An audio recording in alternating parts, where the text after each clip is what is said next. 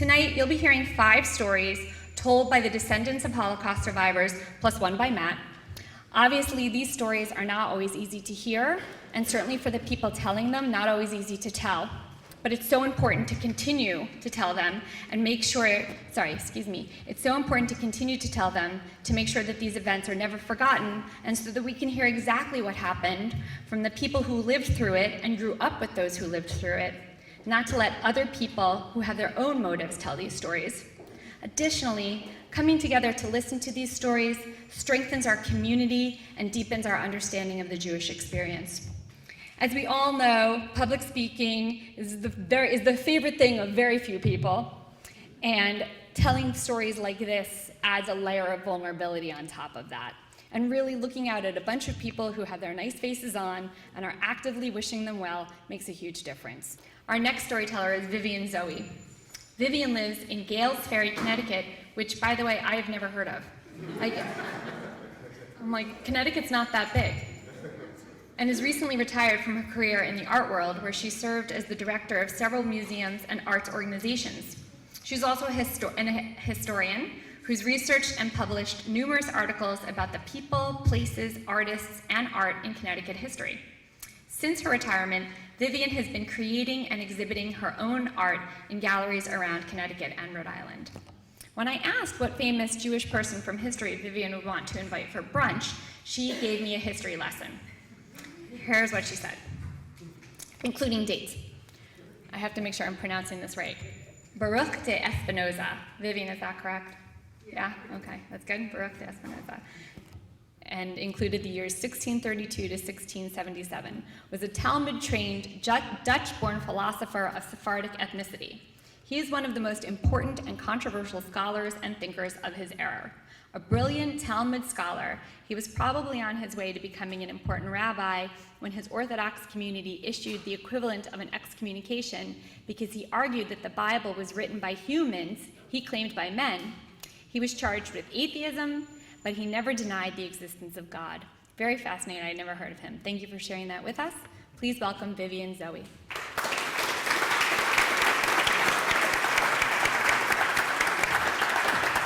I'd never heard of him. Or Gales Ferry.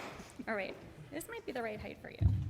So I'm walking across the lawn from our house to my aunt's, having been dispatched by my mother to retrieve the big red mixing bowl. This was probably during one of the various feuds that my mother and her sister had over the years, living side by side. It might have been the time that my aunt's goats ate all of the blossoms off my mother's yearling cherry tree. Or it might have been the time that my mother's dog bit the ass off one of my aunt's chickens. These feuds would go on for a couple of days, maybe a couple of weeks, during which time my sister and I would be dispatched to carry messages and things because the sisters were giving each other the silent treatment. But they always made up, and peace would return. The two houses, one built as a real house and the other as a barn and converted into a house, were built by a family to house the first parsonage in the town. And the parsonage was much more elegant and grand than a normal parsonage or farmhouse, for that matter, because it had been designed by Charles Bulfinch for the wealthy bride of the young parson and paid for by the wealthy father of the young bride. It was tall and elegant and had taller windows than your average 1804 house. But as children, we really didn't care much about all that. We cared about the 35 unkempt acres where we could run wild and the oddball spaces in the attic and behind closets where we could hide and hide things. And we also cared about the menagerie that included the aforementioned goats and the occasional donkey. There were chickens, odd exotics like pea and guinea hens, and of course horses that we loved, and dogs and cats. The sisters were destined to land in a place like this because they had a shared psyche. In about 1938, they were sent by their prescient parents to a place called Gross Brazen, which was a school established by the Regional Jewish Council to train young Jews, boys and girls, in farming skills, land cultivation, animal husbandry, and for the girls, home economics. But the founders and the parents were hedging their bets, so the curriculum also included German history, citizenship, literature, philosophy. The point was, if the current Nazi era continued, the students would be eminently eligible for immigration to places maybe in South America, Africa, even the Caribbean. But if the era ended successfully, the students would be seen as good German citizens. The students worked side by side, they lived side by side. It was a plain and Spartan, but rigorous and enjoyable environment for young teenagers. They were fortunate because the institution, as a Jewish institution, lasted much longer than most Jewish institutions during the Reich. But their luck was not to last. And around 1941, Gross Brazen was converted into a collection point for Jews being deported to the concentration camps. But here again, amazingly, the Gross Brazeners, as they came to know themselves, were fortunate.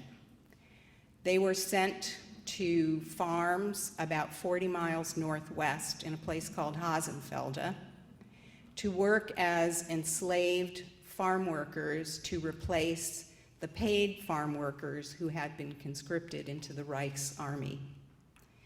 Because the farmers knew they needed labor, and they were getting it free, they treated the Gross Brazeners with guarded tolerance. So they were allocated a house. They had beds, unlike the stacked, straw-strewn bunks that would have been the case in a concentration camp. And they had plain but decent food. They worked side by side again and continued their bonding. But again, their luck was not to last. And in 1943, they were deported to Auschwitz. But here, amazingly, my mother and her sister's luck continued. They were assigned to work in the laundry, where there was heat, hot water, and plenty of soap. The Nazis had a horror of the lice-spread typhus, so they wanted their sheets, their underwear, their shirts, anything close to their body to be clean, and they wanted the people making them clean to be clean. So this most likely protected my mother and my aunt from diseases that were spreading throughout the camps. So their health was intact pretty much when in 1945 the Nazis sent them on one of the death marches. They were sent further east for days, walking in the bitter cold in January, unfed and pretty much unclothed. When they arrived at their next camp, their health had diminished, but it wasn't completely destroyed because they had a base of health that they had developed over the previous months. So they were able to last the next 4 months until liberation. My father's preference for immigration would have been Palestine, but my mother had an aunt and uncle here in Hartford who had immigrated in 1939. And by then, by 1949, they had established their own citizenship and saved enough money to sponsor one niece and her spouse. The restrictive U.S. immigration laws made it impossible for the aunt and uncle here to sponsor both. My aunt was already married to my Uncle Les, and so they went to New Zealand. And about 10 years after that, when my parents had acquired citizenship and saved some money, they sponsored my aunt and uncle to come here, and it was then that they bought the farm. My mother and my aunt scoured antique shops and mostly auctions and junk shops and estate sales and purchased stuff that they could restore and furnish their houses in a style that they thought reflected Americana. The gross brazeners by then were scattered all over the world. Some had immigrated to South America, some to Australia, some to Israel, and many to the New York area. And those who were in the New York area descended upon the house for holidays that under normal circumstances would have been a day, like Thanksgiving, Passover, New Year's. But in our case, they lasted for days on end, where every room, every bed, every couch would be filled by a gross brazener. And as kids, we loved to make ourselves inconspicuous and listen to the German chatter and try to pick up whatever we could learn about our elders' experiences. My aunt used her skills from the laundry to acquire a laundry business with my uncle, and she became the queen of spots. If you had a spot on your garment, my aunt knew how to get it out. My mother encouraged my artistic inclination, and I think the house influenced me in my career choice.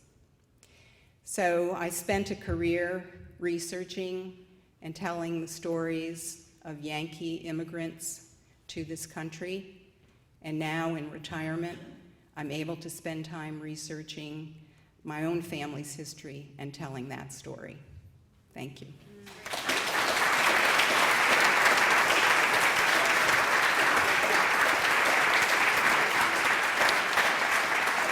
Excellent job, Vivian. Really great.